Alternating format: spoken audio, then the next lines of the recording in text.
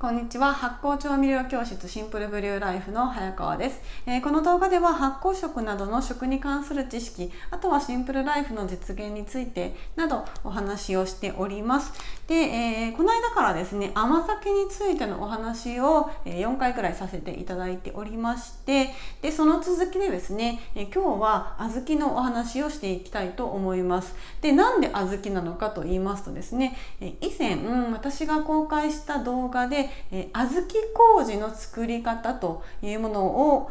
公開したんですけども、それ何かというと、要は甘酒と全く同じ作り方で、その米の部分を小豆に変えることによって砂糖不使用で甘くてヘルシーなあんこが作れますよと、いった動画なんですけれども、その関連でですね、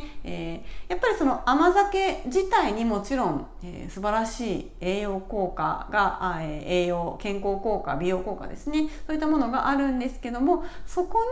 に、小豆の栄養価がプラスされることによって、さらにいいですよということで、そういっ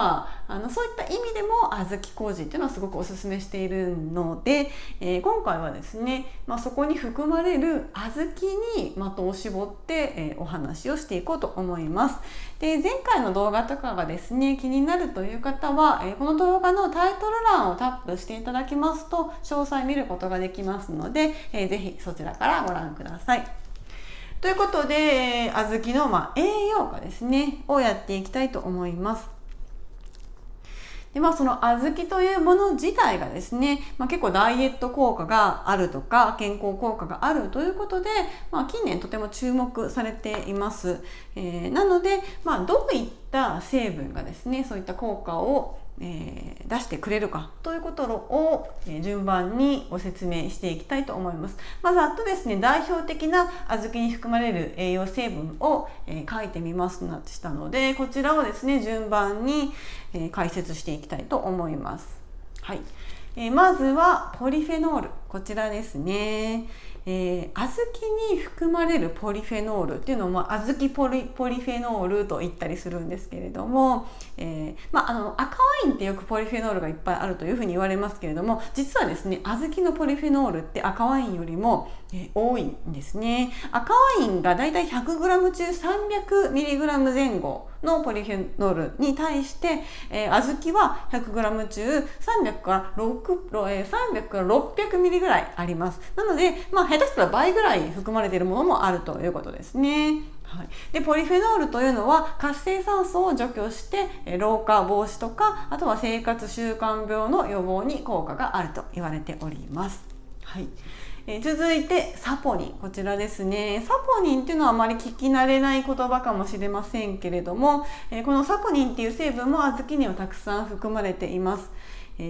でこのサポニンの効能としてはですね、何があるかというと、まずは利尿作用ですね。利尿作用がある、尿を排泄しやすく、してくれるという作用がありますので、それがあるとどうなるかというとですね、デトックスとか、あとはむくみの解消に役立つんですね。はい。なので、ちょっと水分取りすぎてむくんじゃったよっていう場合とかは、このサポニンっていう成分を取っていくといいんですね。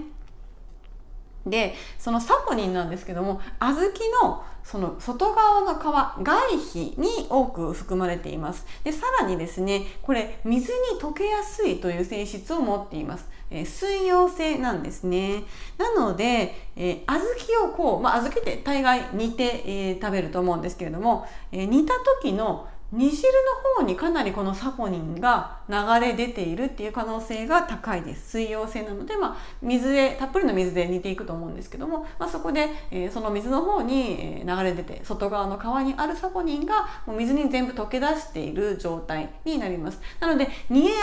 た小豆のこの実自体にはあんまりサポニンが含まれていないという可能性も高いんですね。なので、私はですね、通常小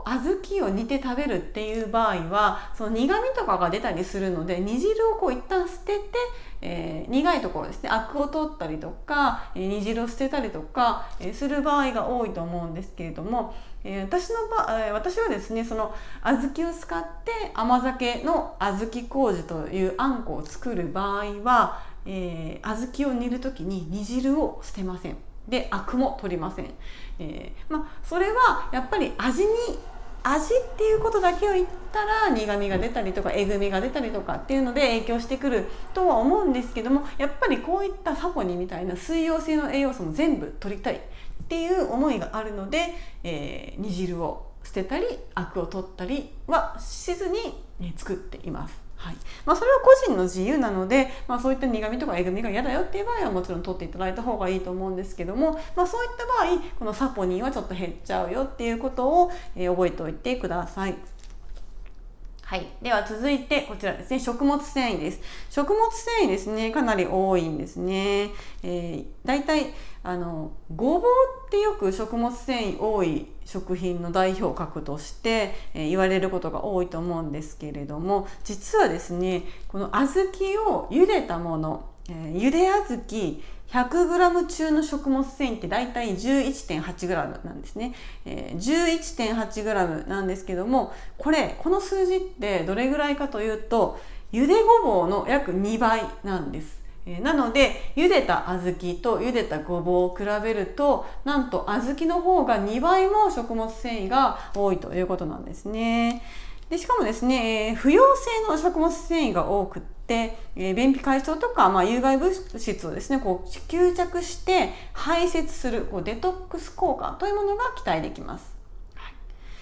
でこれ今茹で小豆っていうふうに言ったんですけども、小豆は茹でることによって食物繊維が増えるということが、あります。茹でるとですね、なんと食物繊維が5割も増えるんですね。はい、なので、茹で小豆の 100g 中の食物繊維が 11.8g だということになります。はい、続いては、こちらですね、ビタミン B 群です。ビタミン B 群はですね、甘酒をはじめとする発酵食品に多く含まれているんですけれども、小豆にもたっぷり入っているということですね。なので、甘酒ももちろんビタミン B 群たくさん取れますけれども、甘酒、麹を使ってですね、この小豆で小豆麹を作ることによってもさらにビタミン B 群を多く取ることができます。で、中でもですね、ビタミン B 群っていろんな種類があるんですけれども、中でもビタミン B1、B2、B6 がたっぷり含まれております。ビタミン B1 っていうとですね、炭水化物がエネルギーに変わるときに必要な酵素、それを助ける働きがあります。炭水化物の消化を助けてくれるみたいな感じですよね。で、あとビタミン B2 はですね、脂質の代謝を助けます。で、あと B6 はですね、これ有名でよく言われることだと思うんですけれども、B6 っていうのは美肌に効果があります。なので、甘酒もそうですし、この小豆を使った小豆麹っていうのを食べることによって、美肌効果というのを期待することもできます。はい。では続いてどんどんいきます。ミネラル類ですね。小豆に、よくたくさん含まれているミネラルといえば、鉄とカリウムです。鉄はですね、貧血予防によく、使われますけれども、その鉄分ってじゃあ例えば鉄分がいっぱい入っている食べ物って何って言われると、よくそのほうれん草っていうのが代表として出されると思うんですけども、小豆はですね、実はほうれん草よりも鉄が多く含まれております。あとはですね、カリウムですよね。カリウム、これもそのカリウムが多く入っている食べ物って何って例えると、よくバナナとかって出てくると思うんですけれども、小豆はバナナよりもカリウムがたくさん含まれているということなんですね。なので、結構ですね、そういったあまり知られていないかもしれないんですけども、このミネラル類というのも豊富だったりします。そして次ですね、糖質。糖質っていうとなんかちょっと悪いイメージが最近よくあるとは思うんですが、糖質イコール炭水化物ですよね。小豆の全体のだいたい半分ぐらい 50% ぐらいがこの糖質炭水化物です。でそのほとんどがでんぷん質というものですね。でんぷんです。でそのでんぷんなんですけれども、小豆に含まれる茹でた小豆ですね。茹でた小豆に含まれるでんぷんっていうのは実はただのでんぷんではなくてですね、レジスタントスターチって聞いたことあるかもしれないんですけども、そのレジスタントスターチという種類のでんぷんなんですね。レジスタントスターチって何かというと、これ何年か前に結構ブームになったので知ってる方も多いと思うんですけれども、温かいご飯、お米ですね、白米、炊いたご飯、温かいものよりも冷ましたもの、冷や飯の方が太りにくいみたいな話が流行ったことがあると思うんですけども、要はそれですね。その冷や飯に含まれているのもレジスタントスターチという、ものなんですけども、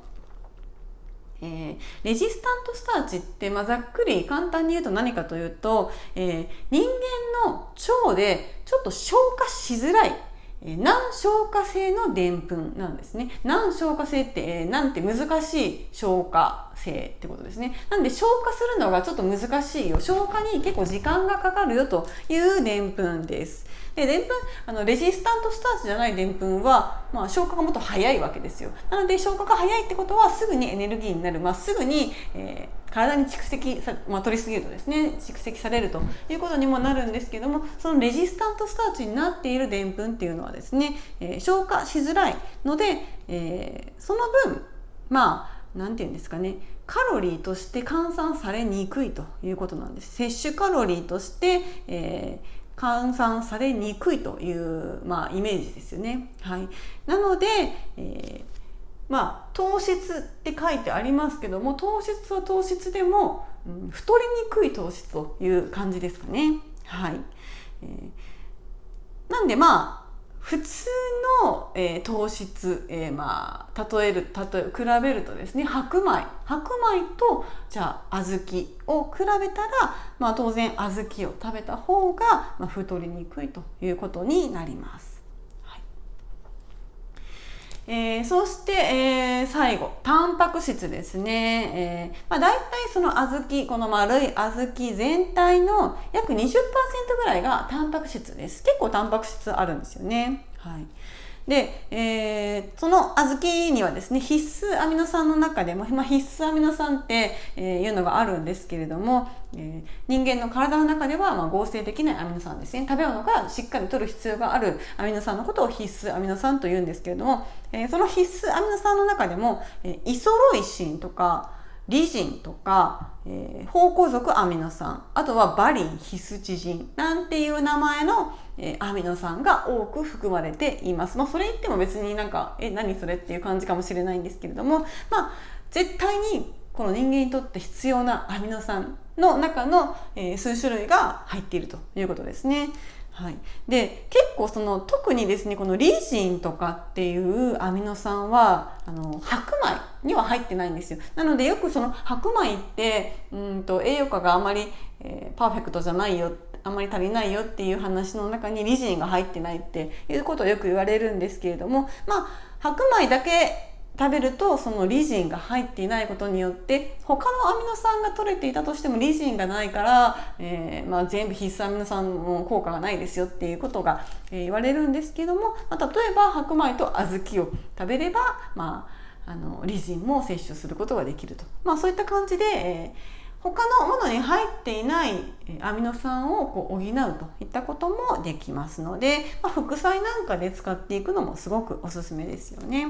はい、ということで、ざっと説明しましたけれども、小豆には結構いろんな、栄養価がありますよというところなんですよね。意外とそんなに健康食として小豆を選択するっていう方も多くないかもしれないんですけれども、実はかなり、素晴らしい栄養価が詰まっておりますので、これをですね活用していくといいと思います。で、小豆っていうとですね、大抵あんこにするっていう場合が多いんじゃないかなと思うんですけども、通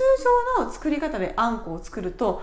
煮た小豆に対してかなりの量の砂糖を入れますよね。結構な量入れます。なので、ちょっと砂糖そんなに入れると逆に体に悪いってこともあったりすると思うので、そういった方にやはりですね、その麹と小豆だけで作る小豆麹っていうのは非常におすすめです。小豆麹の作り方に関してはですね、動画のタイトル欄タップしていただきますと、詳細見ることができますので、そちらからぜひご覧ください。はい。というわけで、今回は以上となります。次回はですね、この、小豆の続きで小豆の健康効果っていうのについてやっていきたいと思います。ではまた次回の動画でお会いしましょう。さよなら。